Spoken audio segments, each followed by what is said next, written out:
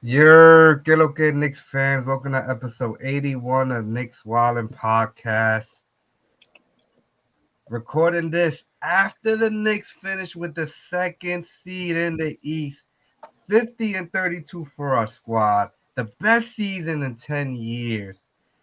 Best season since that Carmelo Anthony, Raymond Felton, and Tyson Chandler days.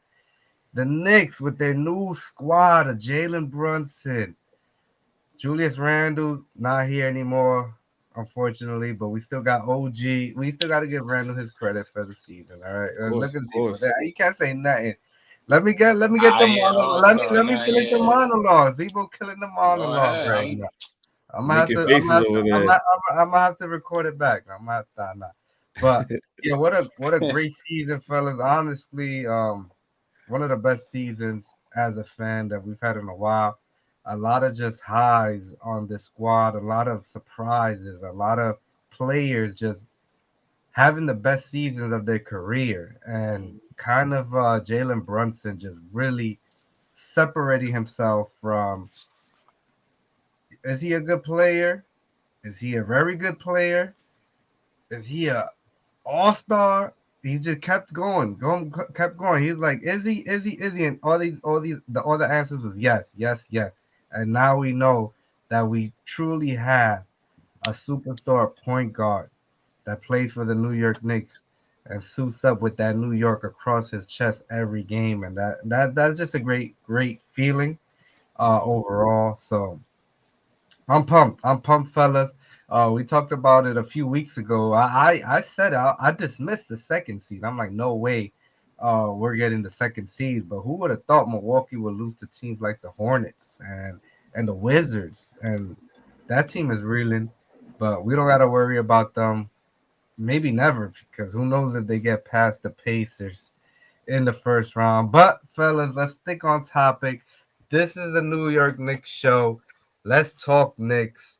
Don Juan, man, how you feeling, man, after this 50 and 32 season? I feel great, man. The boys is back. The boys is back, man. New York Knicks out here dominating, like you mentioned, second seed, 50 wins. I mean, what a great season. It wasn't it wasn't smooth like some would say, like, oh, 50 wins. That's a great year. And obviously it's a great year, but so many stories, so many ups and downs, so many points in the season where we thought, honestly, like, damn, we might not even make the playoffs, or we probably might just, lock in the play in and see how things play out. But I mean, and then to see it unfold to second seed, this team just always stepping up to the occasion, when teams were overlooking them, or big media people, or even Nick fans themselves, pretty much saying, now this team is whack, or we don't have enough, because you see teams like the Celtics, or even the Bucks as well. They had their run here and there, but then you see the Celtics dominating. I mean, they were up, double digit wins over everybody in the East. So, it's definitely one of those things. It's like, damn, our team isn't as good, but we might have a shot. But then as the season progressed, you start to believe even more. You saw Brunson, like you mentioned earlier, just pretty much just all those doubters that were, continuously coming at him all season about whether he's good or not, from Becky Hammons to Kenny Smith, to those people even before, when the Knicks made the sign, like the Knicks gave him too much money and whatnot, and now he's looking like the best signing in not only in Knicks history, maybe even NBA history, especially when you consider the amount of money the Knicks ended up giving him. So I'm definitely feeling good, man. I'm looking forward to seeing who we end up facing, because it's the Heat and Sixers that are in the play-in, that they're fighting for that 7th seed, and so the winner of that game will ultimately decide who we end up facing. So it's gonna be interesting. Those are two pretty good teams that are in a bit of different crossroads. The Heat, who have made it to the finals, or Eastern Conference Finals the last 3 to 4 years. Then you got the Sixers with Joel Embiid, who won MVP last year, but this year dealt with some injuries. But when he's on the court, you know that they're pretty good. So it's definitely gonna be. It's not gonna be an easy one for us, to say the least. But definitely looking forward to seeing that battle unfold, man. You're 100% right, Don Juan. The season was filled with adversity. I mean, you talk about the injuries to Mitchell Robinson missing most of the season. We talk about the injury to Julius Randle. Had an all-star level first half, and then he goes out Yeah. and misses the rest of the season. And just little injuries here and there. You know, Jalen Brunson. You talk about trades happening. Two big trades happening. All the kids are gone. I mean, Hmm. if you look at the beginning of the season till now, and it's like, wow, this roster has completely changed on the fly, revamped. And you still talk about this team just finding a way to keep on winning and just grinding it out and eventually just impressively grabbing that 2 seed. And it's just impressive. I'm really, really impressed with this squad. But the job is not finished. It's No, not no, done yet. no. Not done. We just started. We're just beginning. But Zebo, 50 and 32, the best Knicks season since Carmelo Anthony and the Knicks went 54 and 28. How you feeling, man? How you feeling about the squad right now? Optimistic, Zebo. He's about to start a So fire, I think. now, yeah, bro. Just to piggyback off what y'all said, man. This is honestly the best season of my life, bro. Just to be honest, bro. And it's just because what y'all said, man. The circumstances, just a lot of our key guys being out, man, and y'all know, like at the beginning of the season, Brunson did go in a little bit of a shooting slump to start it off. So, just to see the resiliency, man, just to see how the team was able to, with all the circumstances, like I mentioned, all the injuries, man, the people that stepped up, to see how everything kind of came into fruition is just crazy. And the one person we haven't mentioned, in which we have to give a lot of credit, is my guy Tibbs, man. My guy Tibbs, when he kept the ship afloat, man. And this is and like I said, he basically built this team in his vision. And to see the team that he's envisioned, like I said, man, I've been riding with my guys since the beginning of the season. Obviously, we've had the biggest critics on this show with Coach Tibbs, but man, y'all have to give my boys flowers, because this does not happen without him. Like a lot of, and again, one thing that you haven't mentioned is the fact that he made some tough decisions with the lineups, decisions that we initially, we either questioned, or we thought it was the right move. Then look, and they all ended up saving our season, man. Look, like he brought Dante into the lineup, and just looking look at the season he's brought. So shout out to Coach Tibbs, man. He's really this 50-win season is, it's his. He's the architect of this. Yeah, I mean, I know Zebo was dying to get his Coach Tibbs love out there. We're gonna talk about Tibbs for you. I'll make sure we're gonna talk about Tom Thibodeau for you. But yeah, I mean, you have arguably first NBA player on this team. You have arguably most improved player in Dante DiVincenzo. You have arguably like Isaiah Hartenstein. He deserves some praise for defensive player of the year. And then you got Coach Tibbs, who I'm telling you, if Tibbs didn't win Coach of the Year 2 times, I think he would have got more love for that. But you know, the Facts. voters were kind of like, okay, this guy from OKC hasn't won. He did Yo, take bro, you might have executive of the year too, man. Because one executive person of we the haven't year. mentioned is Leon Rose. Leon Rose, man, he's Yeah, I like, think to they gave see it the to the moves he's made. OKC guy though too. I believe because I mean he just took that young squad to the first in the Wild Wild West. That's pretty tough. Or the Timberwolves guy too. But let's not talk about the awards too much. Let's go back to this season, man. Let's have a Knicks recap season here, fellas. Let's talk everything. Let's unpack everything. Let's go back to the beginning of the year when you woke up and the starting lineup was Jalen Brunson, Quentin Grimes, R.J. Barrett, Julius Randle, Mitchell Robinson. And we lose that first game in Boston, and we was all there. We was all in the building, and it was a tough loss. But you saw it. You saw it like, whoa, this team is good. Like this team went down to the wire against a tough Boston team with I think Jalen Brunson played terrible that game, if I'm not mistaken, or He was it did. He Randall? did. One of those Yeah. guys. They And he was both, kind I think even Julius had a bad game. Like both they have yeah, terrible bad shooting poor shooting performances. performances. We missed like 12 free throws. Yeah, Yeah. Nah, and late game. Yeah, late game was tough for us. Yeah. we get off to what would you say, little rocky start. Got off to an uneven start, win some, lose some. And then January comes along and we make the big trade RJ Barrett, Emmanuel quickly, and a second round pick for OG Ananobi, Precious Achua, and Flynn McCall. We don't even say his name because he's not even. We traded him again. Uh, so we do that, and we take off. We take off in January. Julius gets hurt. Come February, make another trade for Bojan, excuse me. Alec Burks. We trade Grimes, and Jalen Brunson just takes this team to the next level. So, fellas, I just wanted to ask you, what is the biggest surprise of the season for you? What is the biggest thing that happened? Anything in general, a player or a moment? What is the biggest surprise in a season full of surprises for the New York Knicks? Zebo, I want to start with you. Yeah, bro. For me, so one thing you didn't mention that was also key, bro, is Mitchell Robinson being out. And for me, I think the biggest surprise this season has to be Isaiah Hartenstein, bro.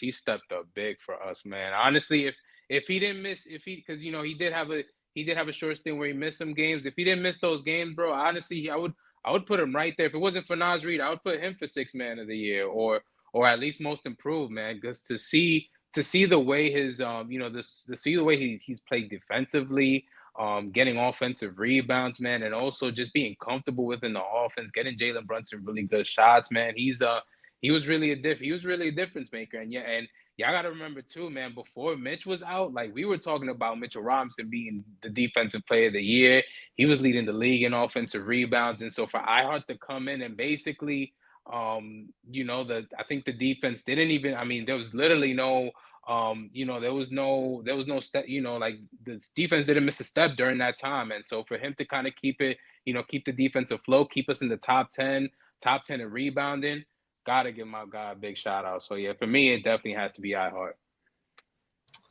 Yeah, I used to watch, on a big boombox TV that we had back in the days. We old fellas, so had that big old school box. And my mom, she used to love this show called The Apprentice with Donald Trump. And in the beginning of the show, it used to go money, money, money, money. That is a song that iHeart is gonna walk into the office when Leon Rose and Cole come talk to iHeart about his free agency this summer. I mean, the man is gonna get paid. The man is gonna get paid, and deservedly so. He's one of the guys that saved our season because yeah, I did not mention that Mitchell Robinson injury, but that was crucial because before his injury, Mitch was playing outstanding. It was just unbelievable how Mitch was playing. So the fact that he got hurt and we didn't miss a beat, and you kind of let's go back a little bit to last year. In the beginning of the year, I mean, we was like, man, iHeart is trash. Like this guy is not. It's not good. He's not good. Like he's trash. And like you kind of saw like somewhere I can't pinpoint exactly where he kind of like balled in. Because Tibbs he has his centers a certain way, and iHeart wasn't used to playing that way. With the Clippers, he had the ball No, more. He was passing. He was shooting more. And with Tibbs, it's like, nah, you can't do that here. Like you do the pick and roll, and you play defense. That's all you do here. And you kind of just saw him just buy in, and you saw in the interview, he just was like praising Tibbs a lot, where he was like, yo, I am like prepared for every team everybody, and that shout out to Coach Tibbs because he's like, yo, like, he really prepares us for every game. So you see that, and yeah, iHeart. I mean, we're gonna have this conversation later in the year, after the playoffs. But iHeart, it'll be tough to lose iHeart. It'll be tough to it lose him. is. Like Definitely. we might have to pay him out. So let's see what's there. But Don Juan, how you feeling about the biggest surprise of the season? Or in any case. Well, biggest surprise for me is the rise of Miles McBride. He's a player that, well, for starters, second round pick. Not many people knew who he was unless you were a really like college head. But known for his defense. Player known for being a lockdown defender, but had a shaky offensive game. At one point, I mean, last year we he was unplayable because of he was a liability out there on offense. But we could officially end that narrative this year because the guy has been just great on both sides of the floor. He's having a career year, obviously with some more minutes and maybe even more of a green light. Tibbs has definitely loosened up the leash on him, but improvement all across the board. Career high in points, assists, rebounds, minutes, averages as well. I mean, it's a guy that was shooting 34% from the field and 28%. Well, prior to this season, 34% from the field and 28% from three. That's pretty bad, right? And then this year, 45% from the field, 41% from three. I mean, that's great improvement right there. I mean, we definitely saw him get let loose in the G League, but it's also the G League, different level of competition. But he couldn't break the rotation when he was on the Knicks.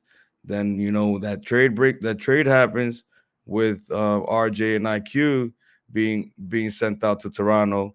There was a lot more opportunities for him to play, and boy, has he stepped up and taken over that that lead guard off the bench role. And it's still not pretty because he's not essentially a natural, ball handler. But we definitely seen a lot of surprises. I mean, creating for others to even putting Mobley on the floor at one point. Like, definitely some highlight reels for him. Got some bangers too. He definitely caught some bodies. I mean, Miles McBride has been the biggest surprise for me, and we're gonna see him in the playoffs play some valuable minutes because, like I said, he is a lockdown defender. So when he comes off the bench, he's gonna be guarding that best guy off the second unit, maybe even the best guy in that starting unit. So it's definitely gonna be nice to see. He has started some games as well. So Tibbs definitely the fact that Tibbs has thrown him out there to be even a starter, even when Brunson was playing. I think Tibbs had these three guard rotation lineups out there that were surprising. But that just goes to show you how much Tibbs not only because he loves his defensive guys, but he really embracing the fact that McBride is not just solely a defender. He could definitely hold his own on the defensive end as well. So for me, that's my biggest surprise. Wow, yeah, you like I remember last year or 2 years ago, like when COVID happened, COVID protocols, everybody was missing, and McBride was playing great. I'm like, man, this guy is a baller. So we talked about this in the preview show, and I'm like, yo, McBride deserves minutes. I was saying that in the preview show because I'm Hmm. like, this guy's a dog. But I did not see this offense to the point where teams like they have to guard that 3-point shot now. It's really automatic. Yeah. Like he's hitting three threes now. I was killing the fan dude because the three threes was light. It was like plus 300, and now like that I did not expect from McBride. And just to talk about McBride briefly before I give my biggest surprise of the season, you looked at when the Knicks traded quickly, and then we quickly signed McBride, and people were like, "What? Like the Knicks are trolling us?" Like that was like you traded quickly, and now you giving McBride this money, like four Hmm. million. Like, what are you doing? Like that's a lot of money for this guy. And also, before I make my point there, we make a trade for Alec Burks and Bogdanovich, and you figure like, okay, like when everybody gets healthy, McBride is gonna be, situational again, not gonna play. And wow, like first of all, that contract is a steal now. Like that's a bargain at Yep. 4 million for a player like McBride.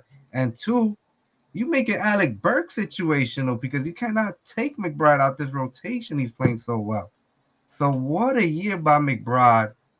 And every time you heard him in an interviews, he used to be like, "Man, if I get my chance, like I'm gonna do my thing." You kept hearing that from him, and you knew he was like a tips player. Yeah. Debo talked about in the beginning of the show, like this roster is built like what Tibbs would like, and McBride is just a Tibbs player. He'll play 48 minutes. How many times was McBride playing 48 minutes? It was like for a whole stretch.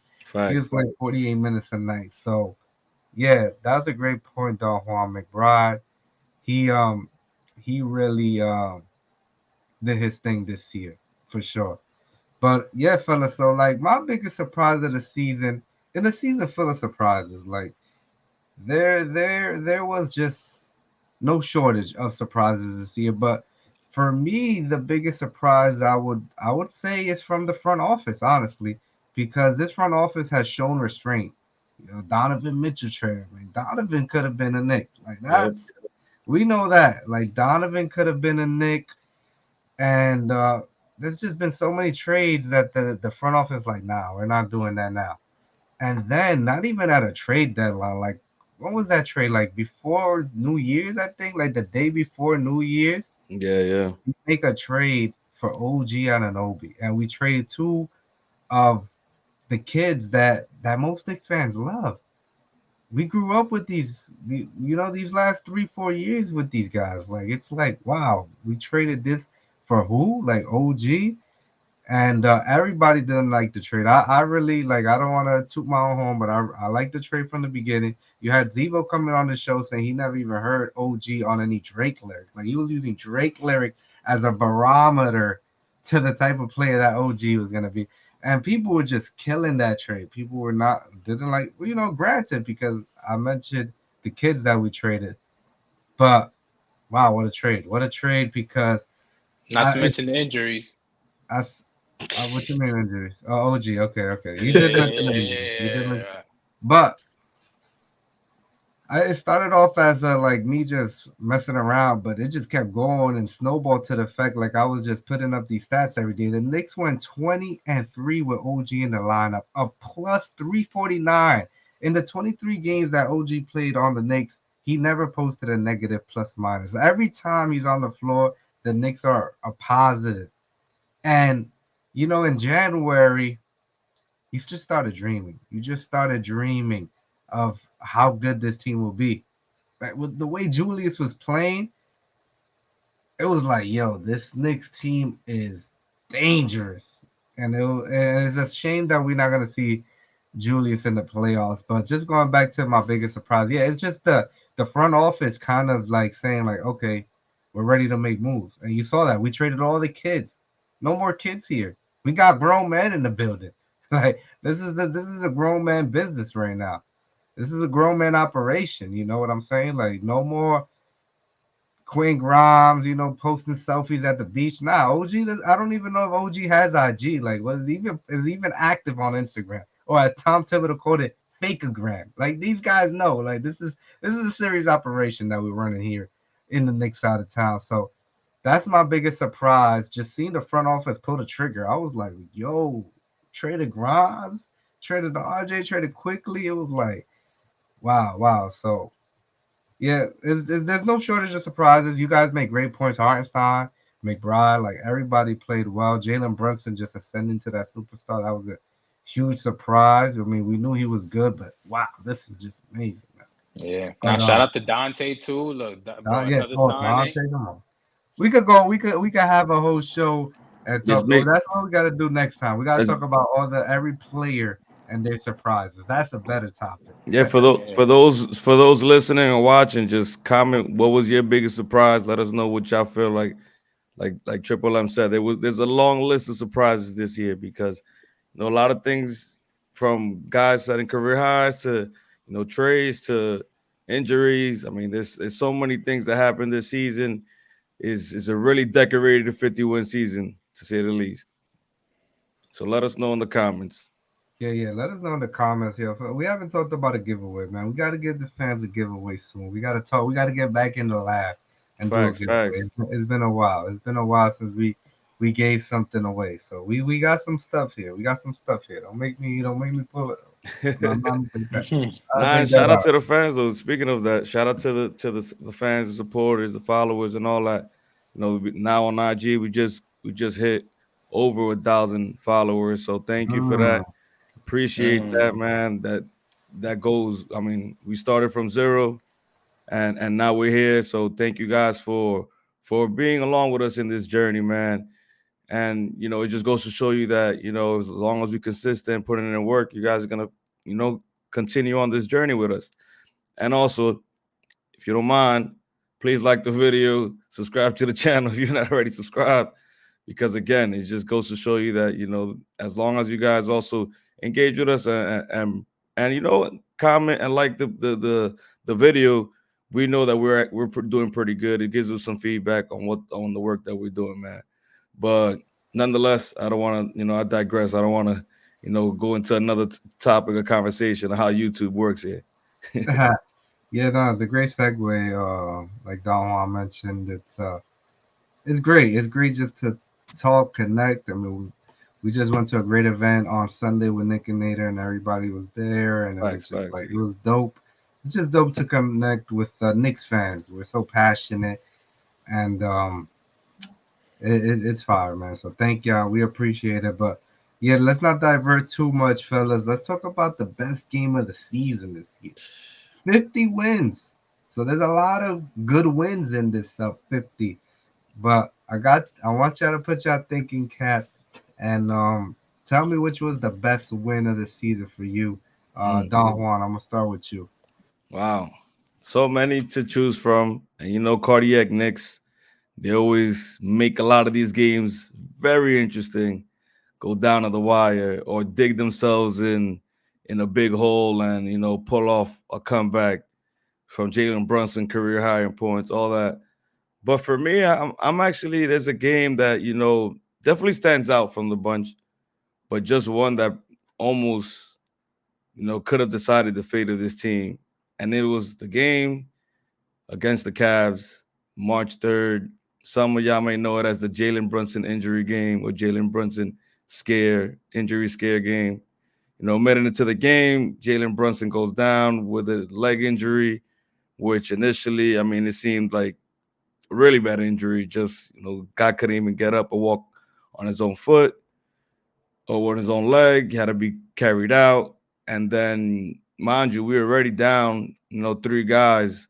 So it was just like, wow, like another injury. Like all these injuries just keep piling up. I think even Iheart was dealing with some injury as well. I think it's a sore Achilles. So it was like, damn, man, like this is really happening to us, especially after that magical January that Triple M mentioned, to just that run that we were having, and then I think, if I'm not mistaken, we had like a bit of a slow, second half after the All Star break. So it's like, damn, man, like this is really happening to us.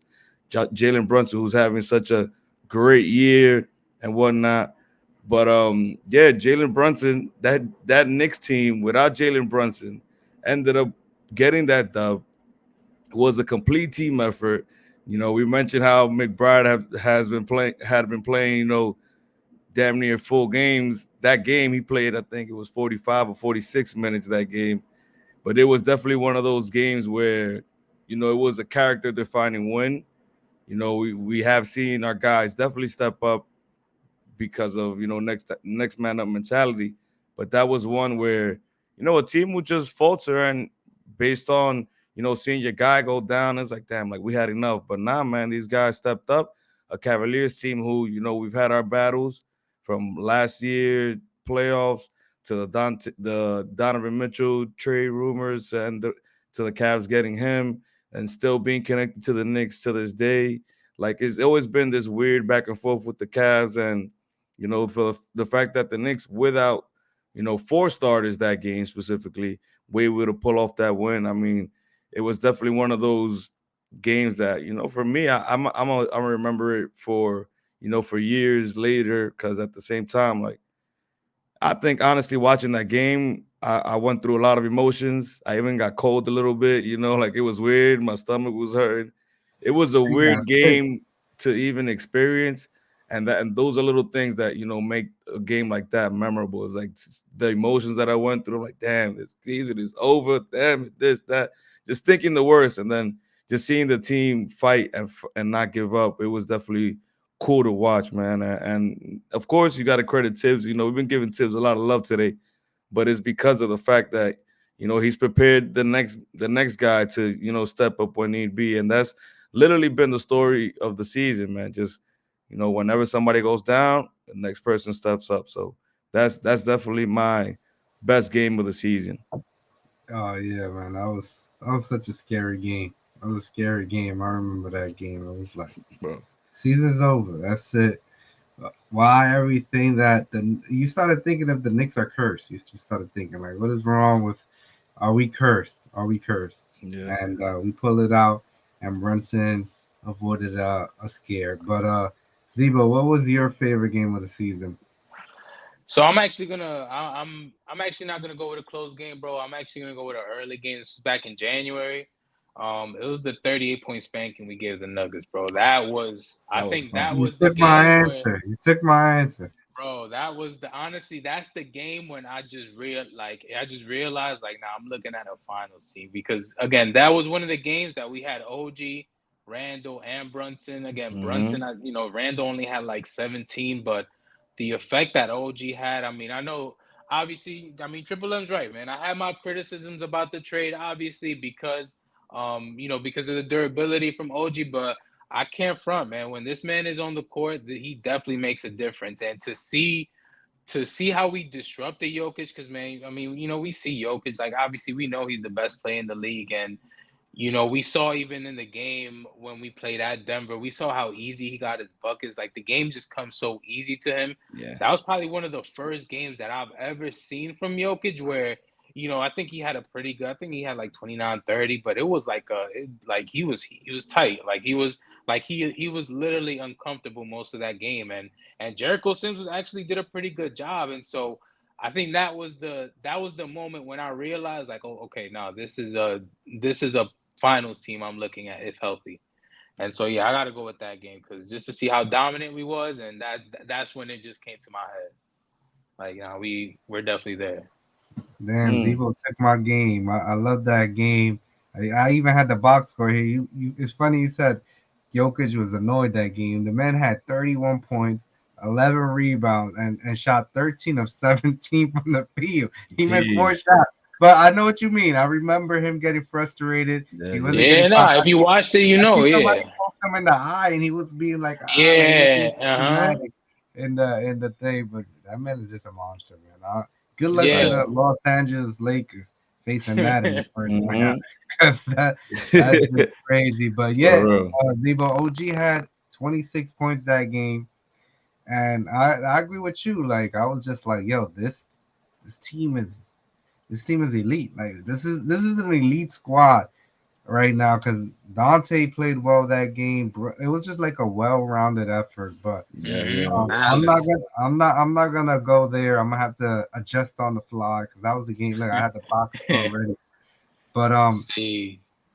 luckily there's another game that I really really liked, and that was a game where we went.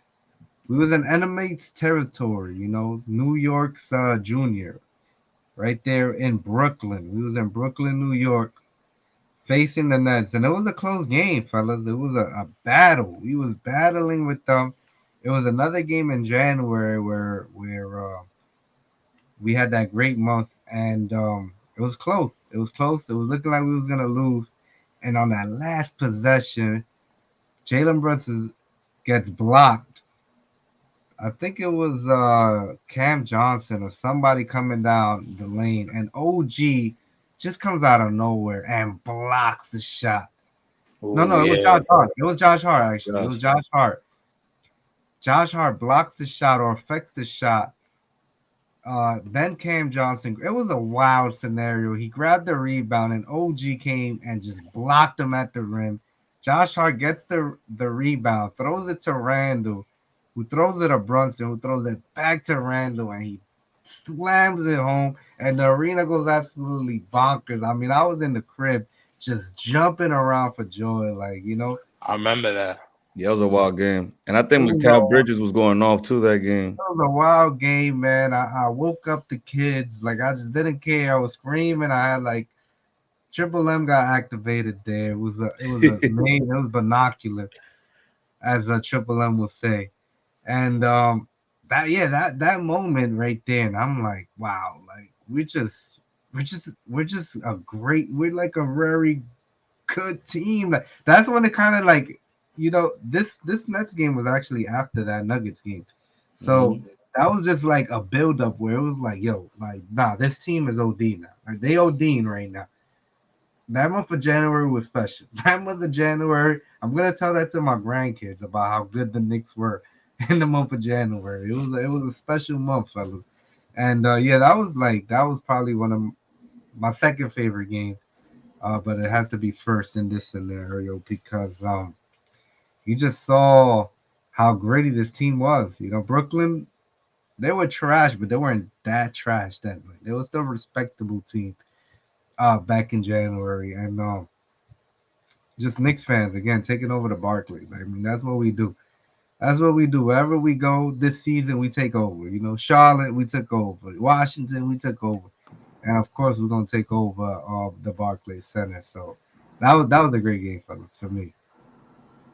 It sure was. I mean, that like Great, I bro. said, that No, was one that Macau I felt like was making everything he threw up. I think he had like 7 threes, and it was one of those games like, wow, we're gonna lose this game to a Macau, just a Macau game, one of those games that we saw a few games like that this year where a guy's just red hot. For example, the Miami game with Terry Rozier was in crazy step backs, just everything was going in, and the fact that we were able to pull that win in Brooklyn, statement dub always against the Nets. You always got to win those games, but to pull out in that fashion, that's another one that, man, it's a long list of games, man. Long list of that's a games, long man. list. Facts. 50 of them things. 50 of them things.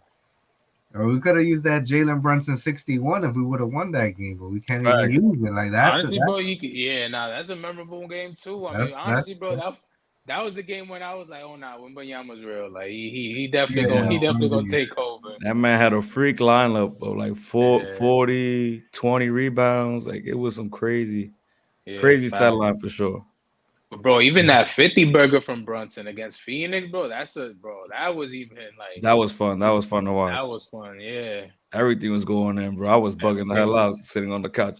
Yo, I like gotta get Yo, up. This bro, game is crazy. Hold up. yo, Baby, good game watching from this? Grimes too. Yo, Grimes even had a good game too. Cause I remember Phoenix was like pulling. They was trying to come back in the second half, and then Grimes just he kept hitting shots. I think that was the press conference. Katie was like, "Yo, we can't be beat by some dude named Grimes. Like that cannot happen." KD was tight. He said this Yo, man He was couldn't even tight. dribble. Like, did he even Yeah, dribble this game? exactly. Oh man, what a season, fellas. What a season. for real. But we've been showering my guy Tiz with some love here.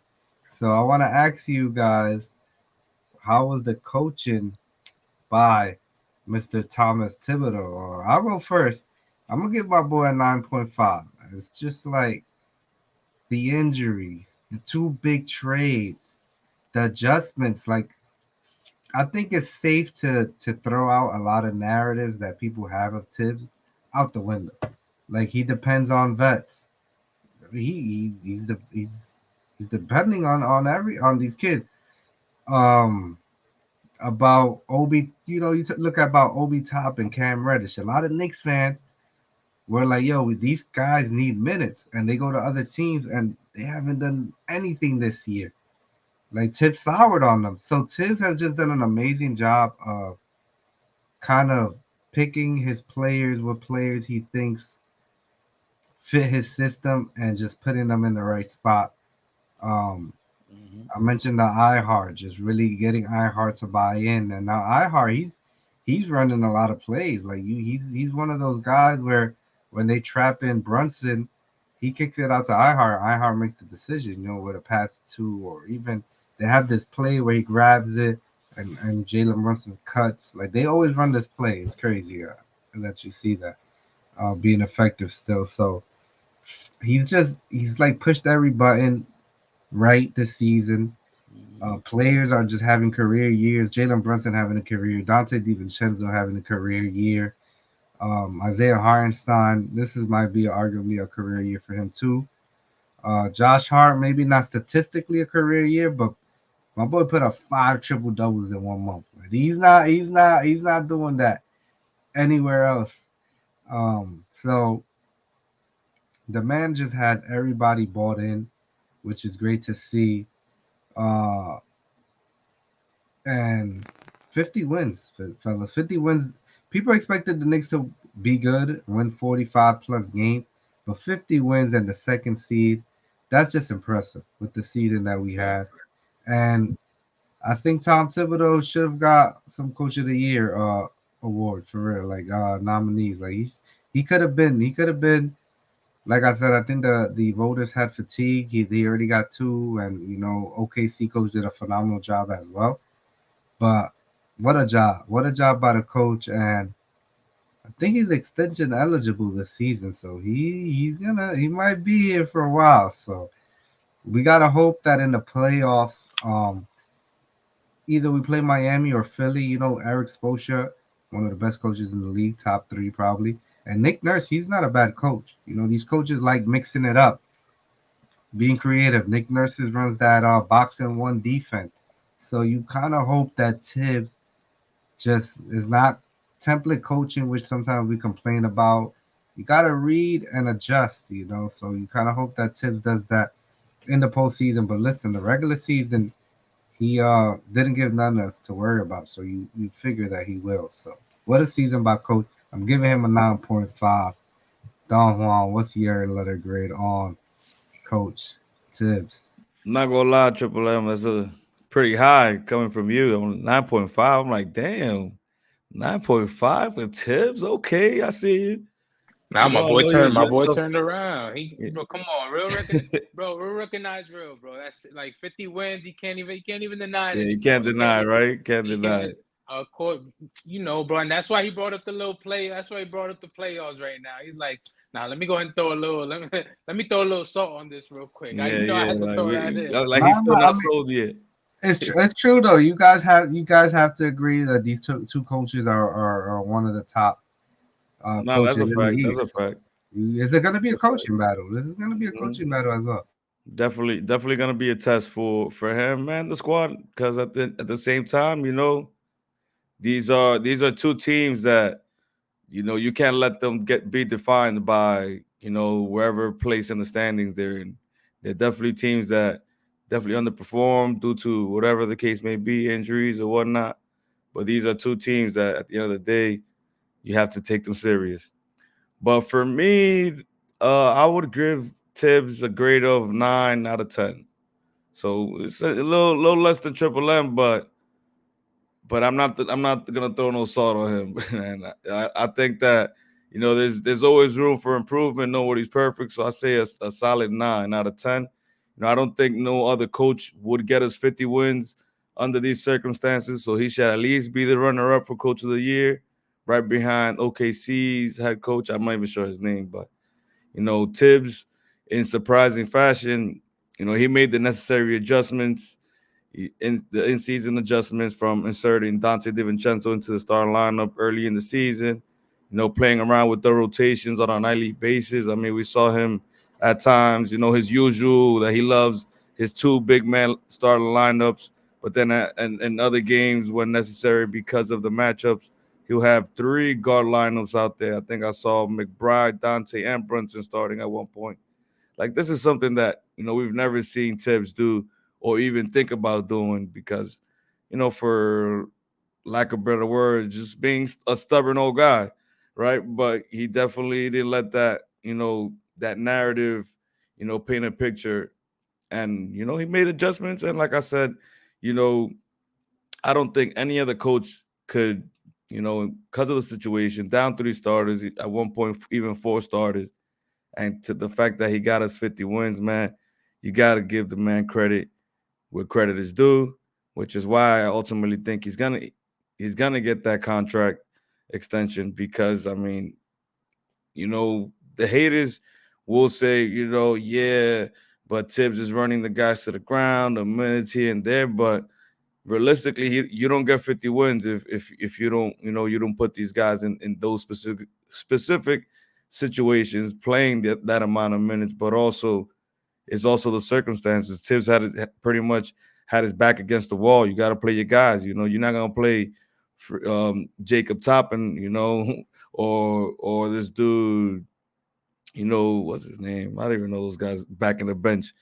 But these guys, you can't really put them out there. These guys are liabilities, and so you have to play the McBrides or your Josh Harts that much minutes. And these are guys that are, they might complain about the minutes, mainly Josh Hart, but they're up to it, and they, as you see now, those guys can play those amount of minutes because of the work they do in the off season, whether it's staying fit or eating right, as Josh Hart has said multiple times. And McBride, coming from a football background, he definitely stays in shape. So I gotta show love to my guy Tibbs. 9 out of 10, great season, 50 wins.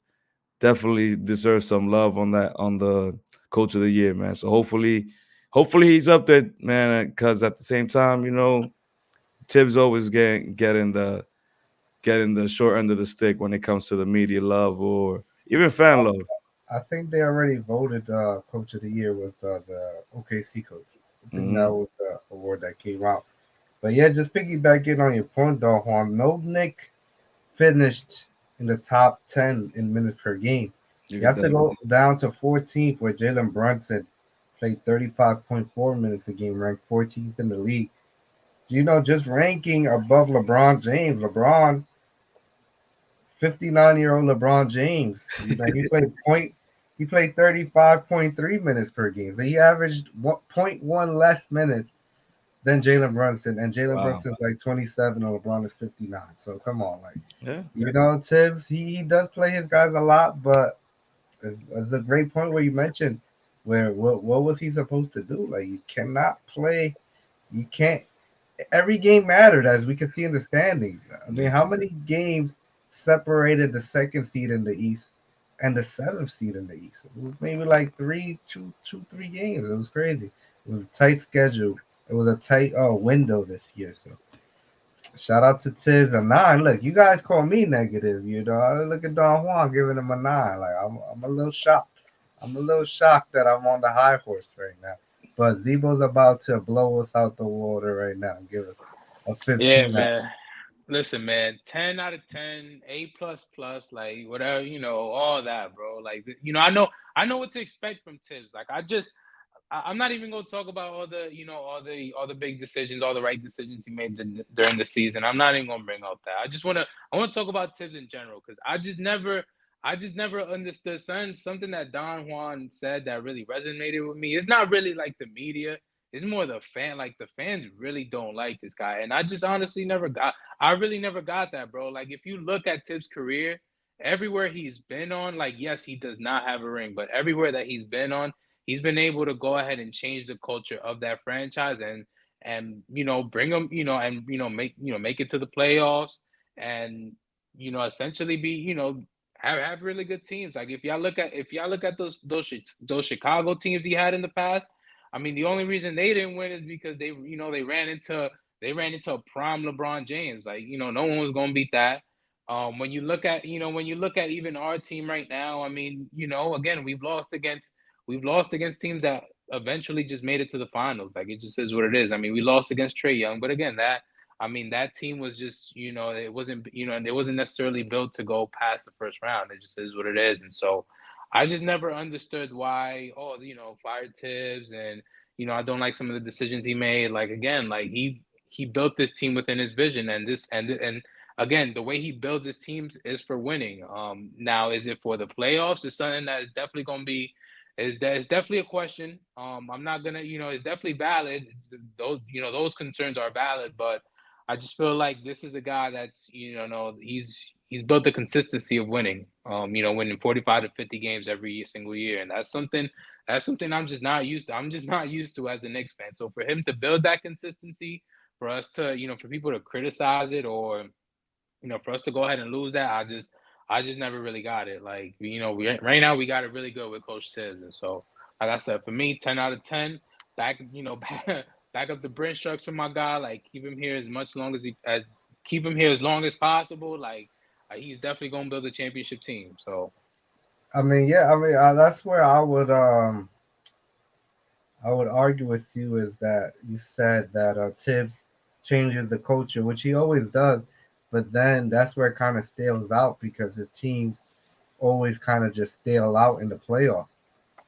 It's just like it is. That's always been Tibbs' problem, I would say, because yeah, he ran into a buzzsaw in LeBron, but That was pre my. That was no. That was during Miami. That was during Miami's time. That's what Like I'm yeah, that was saying. during And then and then Miami. and then Derrick Rose got injured.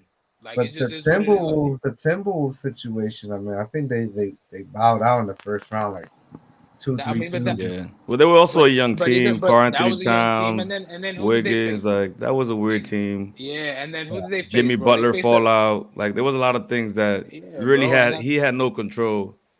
exactly. And who did they face? They faced the Rockets team that look that team was almost that team made it within a game of the finals, like literally a few minutes within making it to the finals against a KD against a 2017 KD Warriors team. So that's why, man, like I just think Tim just gets sometimes just gets a bad rap. I just think some of the circumstances that he's been through throughout his career, that's why he doesn't have that ring. But and I understand, bro. I'm like, I know y'all listening to me. Y'all like, nah, my boy's just building a house of excuses for my boy. But it just is, it I just don't is want what to it say is, it. bro. It I just don't want is to what say it is. Like I get it, but I think he's gonna.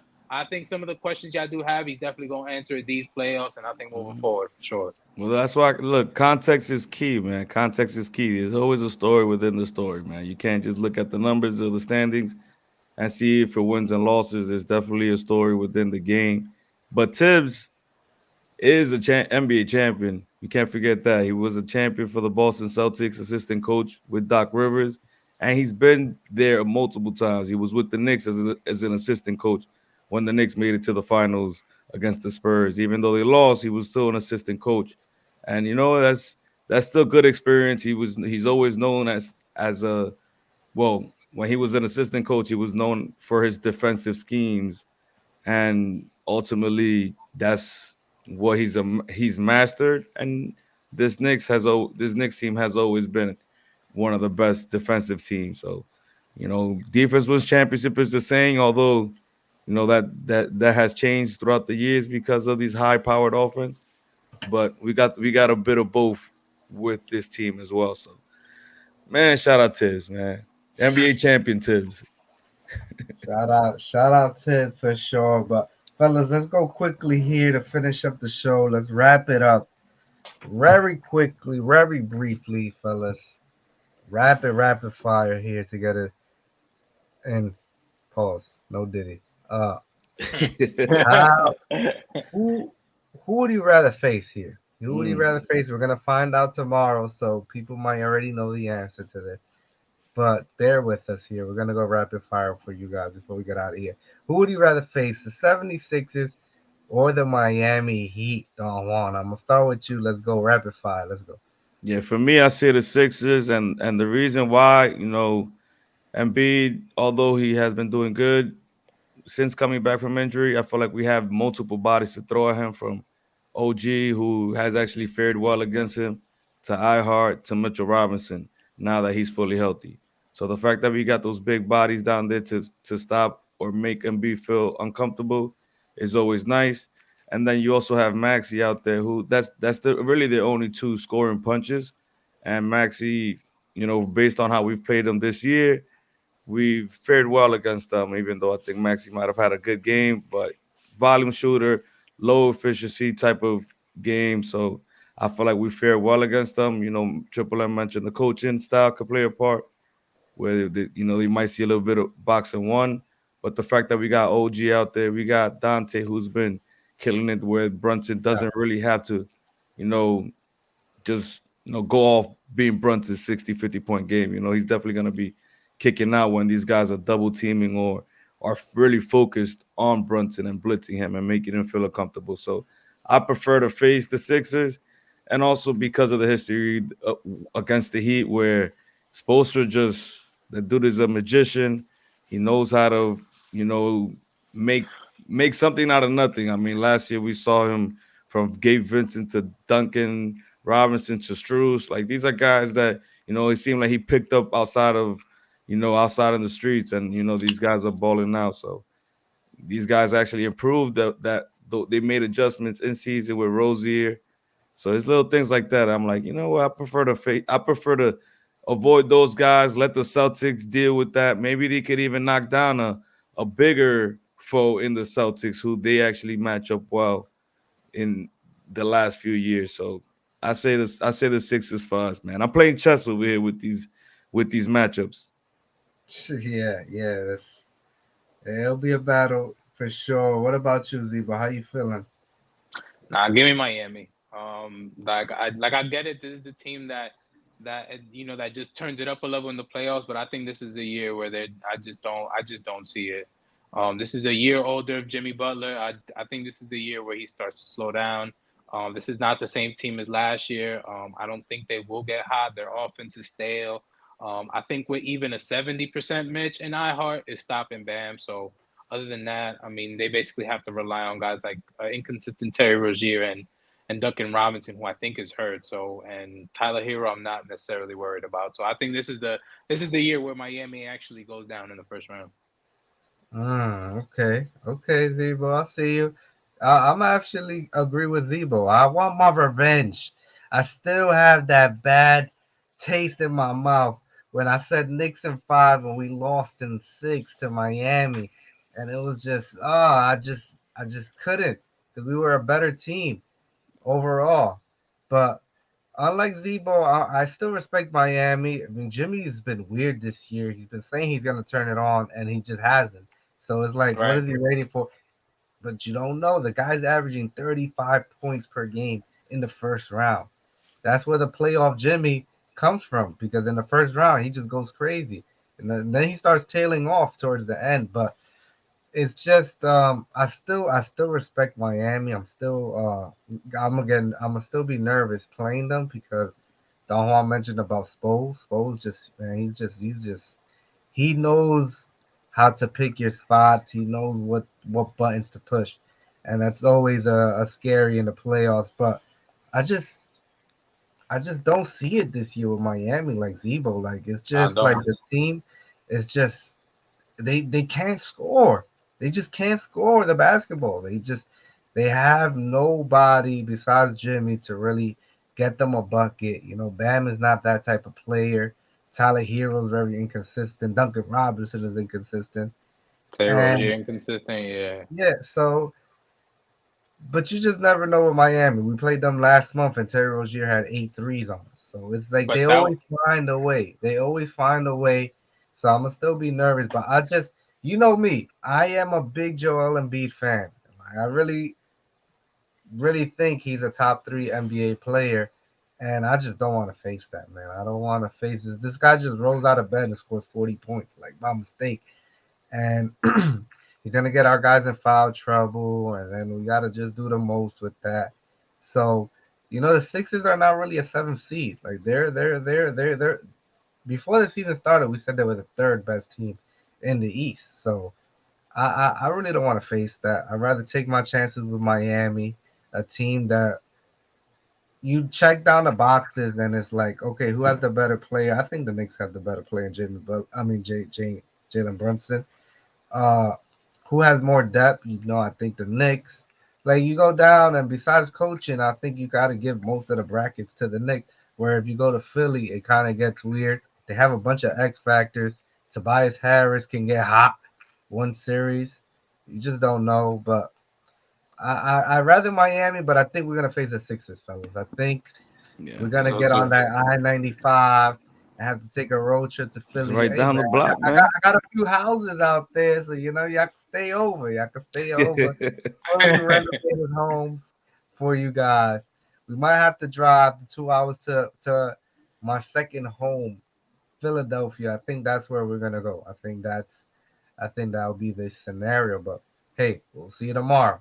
But look, We'll like see. you mentioned though, there is a such thing as a playoff Joel Embiid as well, who has seemed to choke in these big Yeah, that's a stages. fair point. He has these, you know, I wouldn't say pedestrian stat lines, but I just pulled up his stats from the playoffs 24 and 11. That's what he's averaging in his playoff career. Not that Yeah. that's terrible, but for your lead guy to put up a stat out like that, that's not ideal. It's not going to get you the W. But, every year is different, so you can't hang on to that. Yeah, and I mean, look, besides that one year that he had Jimmy Butler, who didn't play well, if you look at those stats either in those players, he didn't play that well either. like who has been his best player? Ben Simmons, who just really Yeah, can't do much, you know. I mean, Tyrese Maxey, he's a budding star in this yeah, league. So I I agree. don't know. It'll be tough. It'll be tough, but let's not spend too much time on this, fellas. Because listen, tomorrow we're gonna find out. We're gonna find out, and we're gonna be back, and we're gonna talk about it. Who we are facing before the playoffs, man. Stay tuned. We got something big lined up on Thursday. We're gonna be chopping it up with our guy, the Prezi, Chris LeBron, from the Off the Ball Network. We're gonna have another couple guys from the Off the Ball probably join us as well.